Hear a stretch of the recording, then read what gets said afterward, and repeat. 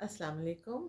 सबसे पहले रमज़ान मुबारक सबको। अल्लाह ताला हम सब की इबादत और हमारी सबकी दुआएं कबूल फरमाए और हमारे मुल्क को खुशहाल करे।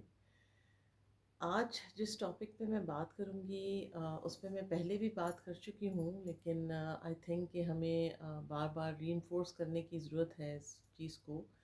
और वो टॉपिक है कि हमारा जो ट्रेडिशनल असेसमेंट सिस्टम है वो हर बच्चे के लिए काम नहीं आता।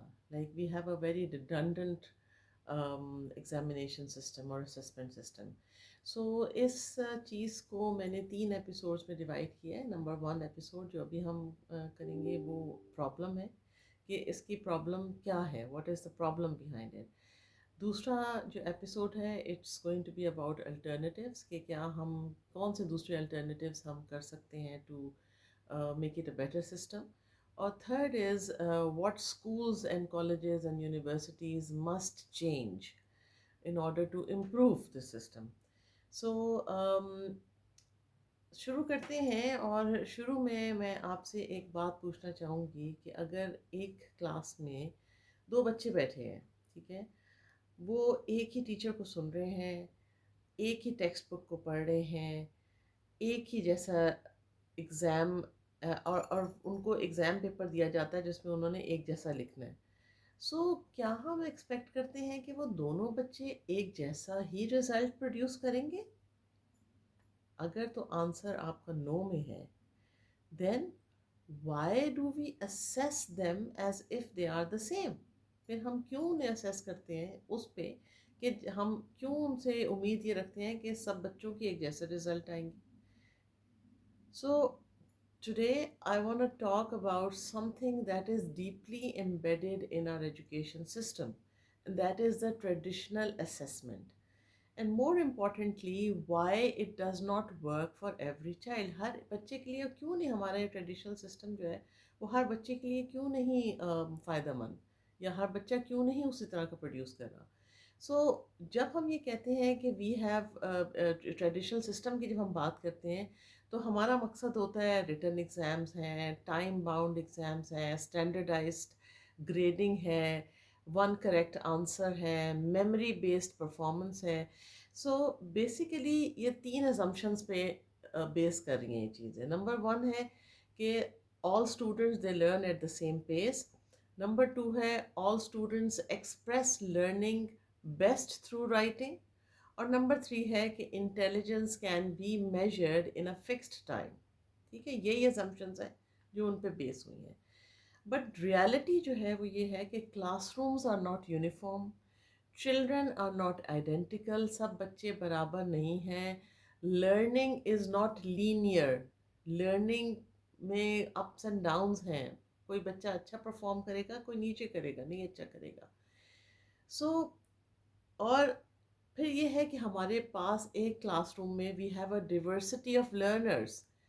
In every classroom, we have fast processors, slow processors, visual learners, students with learning disabilities, students with anxiety, students who understand concept but cannot write quickly. फिर भी इन सब चीज़ों के हमें सब पता है कि एंग्जाइटी भी है, कोई बच्चे नहीं भी सही लिख रहे हैं, लेकिन फिर भी हम क्या करते हैं, हम उन्हें एक जैसा पेपर देते हैं, हम उन्हें एक जितना टाइम देते हैं, और हम उन्हें एक जैसा ही फॉर्मेट एग्ज़ाम का जो होता है वो देते हैं। सो जो traditional assessment measures speed as much as understanding. But अगर मैं बात करूँ स्पीड की, तो क्या speed equals to intelligence?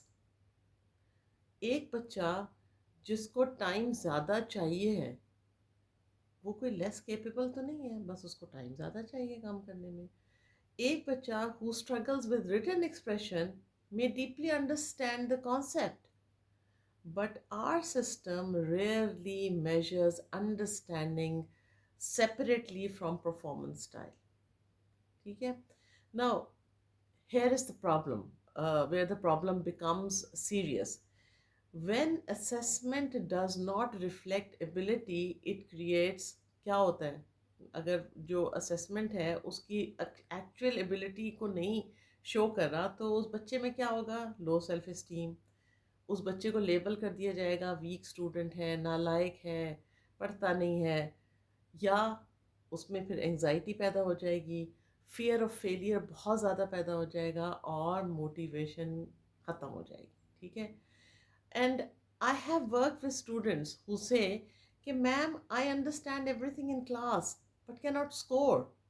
Now that sentence is heart breaking, because it means the system failed, not the child. Traditional assessment often rewards memory over mastery. Memory, ये हमारे exam जो है ना, वो मेमोरी का एग्ज़ाम है। हमारे एग्ज़ाम अंडरस्टैंडिंग के एग्ज़ाम नहीं होती है।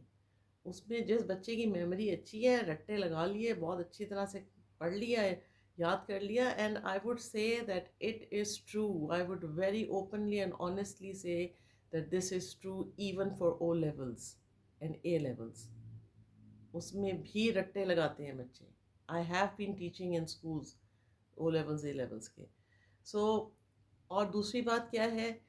Speed over depth, compliance over creativity. Creativity ख़त्म हो जाती है उनकी, and unintentionally penalizes different processing styles। और न्यूरो डाइवर्स बच्चे बिल्कुल पिस जाते हैं, और उनको क्रिटिकल थिंकिंग उनकी डेवलप ही नहीं होती है। नाउ असेसमेंट जो है वो कोई academic is not just an academic tool, it is a gatekeeper. वो क्या डिसाइड करती है? आपकी प्रमोशन डिसाइड करती है, स्कॉलरशिप्स डिसाइड करती है, कॉन्फिडेंस डिसाइड करेगी, एकेडमिक आइडेंटिटी डिसाइड करती है। अगर वो measurement, if the measurement tool is narrow, the opportunity becomes narrow. Equity does not mean lowering standards. It means measuring learning in ways that reflect diverse strengths. मैंने पहले भी आपको कहा है कि equity does not mean to lower your standards.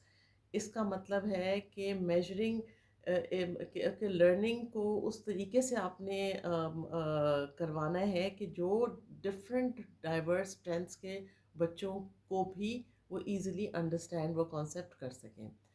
Now जो traditional हमारा assessment system है, या वो है, वो एग्ज़ाम्स हैं, वो इट मतलब it rarely measures problem solving depth, creativity, emotional intelligence, oral reasoning, and real life application.